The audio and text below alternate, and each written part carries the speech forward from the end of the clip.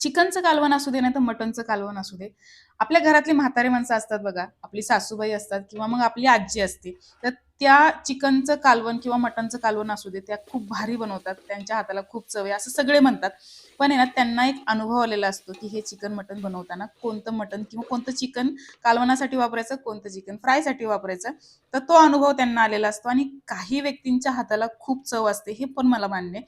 तर आहे ना, आपण कितीही वाटण-घाटण करून जर हे चिकन मटण बनवलं ना, तरी सुद्धा ती चव आहे ना आपल्या हाताला, आपल्या बनवलेल्या कालवणाला येत नाही. तर का? तर ते तुम्हाला सिक्रेट सांगणार आहे. हे चिकन मटण जे असतं ना, तर ते हड्डीचं चिकन जे असतं ना, ते रश्श्यासाठी वापरायचं. म्हणजे ना चिकनला आणि मटणच्या कालवणाला खूप मस्त अशी चव येते आणि शिजवलेलं जे अळणी-पाणी असतं ना, ते रश्श्यासाठी वापरायचं. खूप भारी हे चिकन मटणचं कालवण बनतं. तर मी इथे काळ्या वाटणातला हा रस्सा बनवून घेतलाय. याच्यासाठीचे लागणारे साहित्य सगळं वरती स्क्रीनवर दिलंय. नक्की या पद्धतीने बनवून पहा आणि चॅनलला सबस्क्राईब करायला विसरू नका.